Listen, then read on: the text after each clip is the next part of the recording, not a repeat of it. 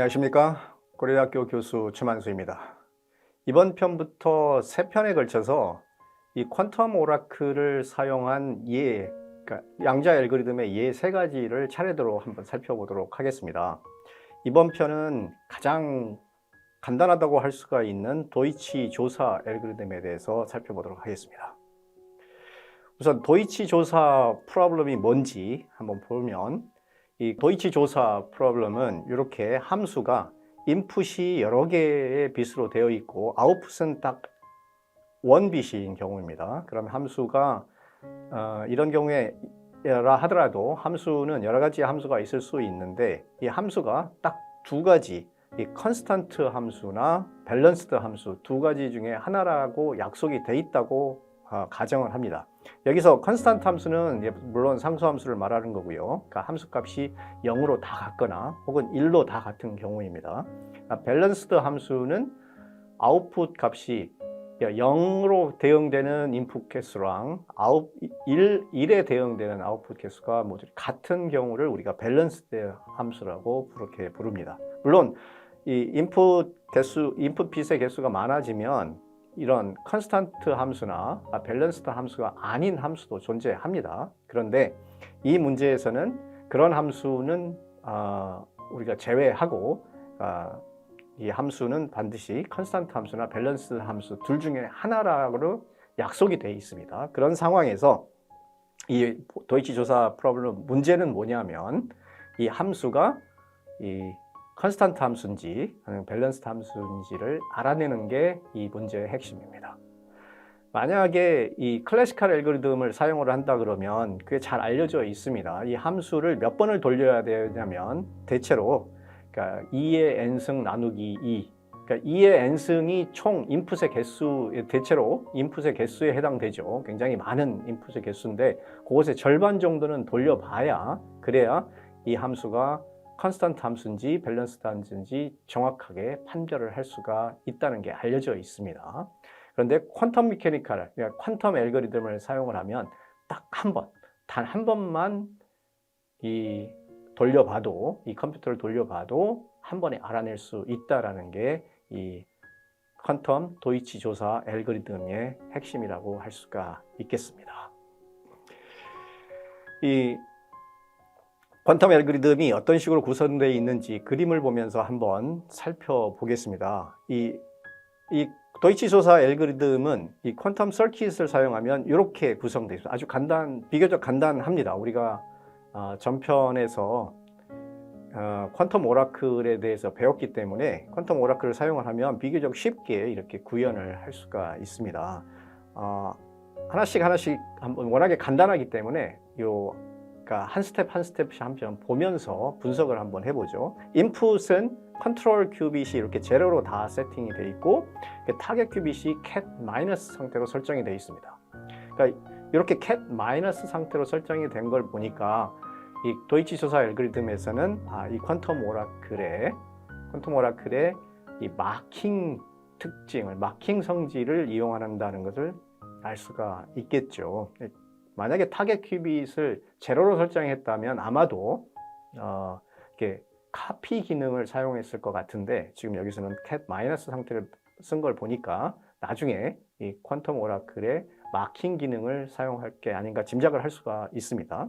요 하다마드는, 우리 하다마드 게이트에 아직 익숙하지 않은 분이라면 책에 보시거나 혹은 이렇게 이 튜토리얼에 가시면 하다마드의 성질 특징을 요약을 해놨습니다. 특히 지금 우리가 여기서 이용할 이 성질은 인풋 스테이트의 그러니까 모든 인풋 스테이트가 제로로 설정되어 있는데 거기다가 각각의 하다마드를 가해주면, 그러면 여러 가지 컴비네이션이 나오는데 그 컴비네이션은 모든 가능한 컴퓨테이셔널 베이시스 스테이트를, 그러니까 리니어 컴비네이션한, 그러니까 슈퍼포지션 상태를 만드는 것에 해당되죠. 만약에 이 인풋 상태가 0으로 설정이 되어 있지 않으면 조금 더 복잡합니다. 그렇게 되면 이게 만약에 인풋이 이렇게 제로로 설정되어 있지 않고 Y로 설정이 되어 있으면 부호가 달라집니다. 근데 부호가 어떤 식으로 달라지냐면 비교적 간단합니다. x.y, x와 y를 각각을 마치 벡터처럼 이진수 벡터처럼 생각을 해서 스칼렛 프로덕트를 한 값이 부호를 결정을 하게 됩니다. 이렇게 중요한 특징이죠. 하다마드의 기본적인 특징입니다. 그것들을 이용을 하면 이렇게 리니어 컨비네이션이 된다는 걸 알 수 있고, 이제 요 알고리즘의 가장 핵심이 되는 것은 그 다음에 요 퀀텀 오라클이 작용하는 거죠. 퀀텀 오라클이 작용을 하면 그러면 이게 여기 스테이트가 마이너스로 돼 있기 때문에 내가 원하는 여기 항들이 굉장히 많은데 여기에 많은 항들이 포함되어 있는데 내가 원하는 특정한 이 함수를 이용을 해서 내가 원하는 항들, 특정한 항들만 이렇게 마이너스 부호로 마킹을 하게 되는 거죠. 그러고 나서 다시 한번 하다마드를 구해주면 방금 살펴봤듯이 이렇게 우리가 구할 수가 있습니다. 원래 x.y만 부호가 붙어야 되는데 그런데 이미 부호가 이렇게 있었기 때문에 그 부호랑 합쳐져서 이렇게 원래 하다마드에 의한 부호와 그 다음에 이 퀀텀 오라클에 의한 부호 두 개를 동시에 이렇게 두 가지의 효과가 접쳐서 나오겠죠. 지금까지 설명을 드린 것은 이 전편에서 살펴봤던 퀀텀 오라클의 성질을 그대로 이용을 한 겁니다. 이 결과를 예측하기 위해서 아주 제일 간단한 경우, 만약 함수가 컨스탄트 함수인 경우에 한번 살펴보면 어떤 일이 벌어지는지 금방 알 수가 있습니다. 자, 이 컨스탄트 함수, 예를 들면 f.x가 0이다.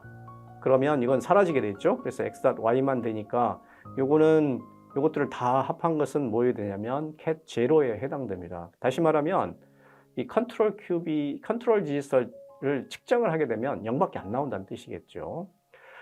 자세히 이제 설명은 하지 않겠지만 똑같은 방식으로 분석을 해보면 그러면 만약에 함수가 밸런스드 함수다. 그러면 적어도 하나는 1이 그러니까 컨트롤 큐빗에서 아웃풋에 적어도 하나는 1이 나와야 된다는 걸 금방 알 수가 있습니다. 자, 이그샘플을 한번 보도록 하겠습니다. 자, 이렇게 우리가 이 큐빗 레지스터의 막로 사용할 심볼을 선택을 해주고요. 함수는 이렇게 모든 인풋에 상관없이 다 1로 되어 있으니까 컨스탄트 함수죠. 컨스탄트 함수인 경우에 어떻게 되는지 한번 보도록 하겠습니다. 자, 이 퀀텀 서킷을 한번 컨스트럭트를 해보겠습니다. 한번 컨스트럭트 해보면 우리가 구현하려고 했던 것들을 나오는데 한 스텝 한 스텝 조금씩 한번 볼까요? 워낙에 간단하기 때문에 여기 캣을 보면 여기 이 컨트롤 큐빗은 다 0으로 세팅을 했고 타겟 큐빗은 1로 세팅을 했습니다. 아까 원래 알고리즘에서 설명한 거하고 조금 달라 보이죠? 원래는 cat 마이너스가 와야 되는데 왜 cat 1으로 설정을 했을까요? 그것은 그 다음 스텝에서 볼 수가 있습니다. 컨트롤 큐빗의 모조리다. 컨트롤 큐빗의 6니까 이게 하다마드죠. 하다마드를 해주고 타겟 큐빗에도 하나 더 하다마드를 해줍니다. 그래서 여기까지 한 거죠. 그래서 cat 인풋에 cat 1이 들어오면 하다마드를 해주면 cat 마이너스가 되죠. 그래서 원래 원하던 것들을 얻을 수가 있고 그 다음이 이제 핵심이 되는 퀀텀 오라클입니다. 퀀텀 오라클 함수, 그 다음에 컨트롤 레지스터, 그 다음에 타겟 레지스터 이렇게 적어줬고요. 역시 또 한 번 반복해서 컨트롤 큐빗과 타겟 큐빗에 하다마드를 해줍니다. 이 알고리즘 사용으로서 타겟 큐빗에는 하다마드를 해주지 않아도 상관은 없습니다. 근데 결과를 해석하기 쉽도록 하기 위해서 그냥 하다마드를 여기서는 해줬습니다. 그리고 측정은 컨트롤 큐빗만 측정을 하게 됩니다. 여기 옵션으로 인비서블 라는 옵션을 사용을 했는데 이 인비서블이라는 옵션은 이것을 빼게 되면 그러면 이렇게 서킷이 붙어 나와서 컨트롤 큐빗과 타겟 큐빗이 잘 구별이 안 되죠. 그래서 그걸 구별하기 위해서 이렇게 인비서블이라는 옵션을 써서 보이지 않는 큐빗을 요 사이에 하나 넣어줍니다. 넣어준 거에밖에 안 됩니다. 그래서 이거는 중요하지 않지만 가끔씩 이렇게 우리가 알고리즘을 분석하는데 편리하게 사용할 수 있습니다. 자, 그래서 이 서킷을 한번 실행을 해보면 이렇게 아웃풋이 나오는데 역시 우리가 주의 깊게 봐야 될 것은 컨트롤 큐빗이니까 컨트롤 큐빗과 타겟 큐빗을 이렇게 프로덕트 폼이라는 함수를 사용을 해서 두 개를 분리해서 한번 보도록 하죠. 앞부분이 컨트롤 큐빗입니다. 그래서 보면 0, 0가 나온다는 걸 알 수 있죠. 모조리 다 제로이기 때문에 이거는 컨스탄트 함수였구나 라는 것을 짐작을 할 수가 있는데, 원래 함수가 실제로 그렇게 정의가 돼 있었죠. 우리는 이미 알고 있었지만 그래서 짐작이 맞다는 걸 알 수가 있습니다. 그러니까 비슷한 예를 하나 더 보도록 하겠습니다. 함수가 이번에는 네 가지, 그러니까 이 컨트롤 큐빗이 두 개의 큐빗으로 이루어져 있는, 그러니까 컨트롤 레지스터가 두 개의 큐빗으로 이루어진 경우를 볼 텐데, 네 가지 경우가 있는데 두 개는 1 값을 내고 두 개는 0을 값을 내니까, 그러니까 0과 1에 해당되는 인풋 개수가 같죠. 그래서 밸런스드 함수인 경우입니다. 위에서 설명한 방식, 똑같은 방식으로 퀀텀 서킷을 구성을 하고 나서 실행을 해보면 이렇게 결과가 나옵니다. 역시 한번 그러니까 컨트롤 큐빗과 타겟 큐빗을 이렇게 구별을 해서 한번 보면 0, 1이 나오는데, 여기서 주의할 점이 뭐냐면 아까와 달리 1이 하나 보이죠. 컨트롤 큐빗에 측정을 해보면 0 혹은 1이 나오는데, 여기 1이 하나라도 들어있으면 이건 밸런스드 함수라는 걸 알 수가 있습니다. 그러니까 0이 지금 하나가 있기 때문에 이것은 절대 컨스탄트 함수가 될 수가 없겠죠. 자, 이렇게 살펴본 것을 이제 정리를 해보겠습니다. 그러니까 지금 우리가 이 오라클을 사용을 해서 디시전 메이킹 프로블럼들을 보고 있는데, 그 중에 가장 널리 알려진 예를 보고 있습니다. 도이치 조사 알고리즘을 봤습니다. 함수로는 오라클만 사용했습니다. 물론 이제 하단어들을 적절히 사용을 했지만 주요 사용된 Q3 함수는 오라클밖에 없습니다.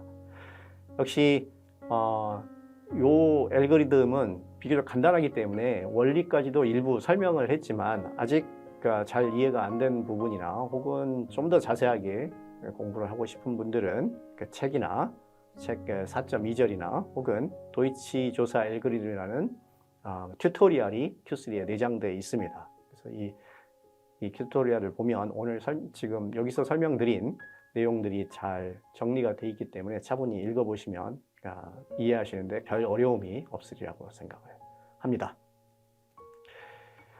이상입니다. 감사합니다.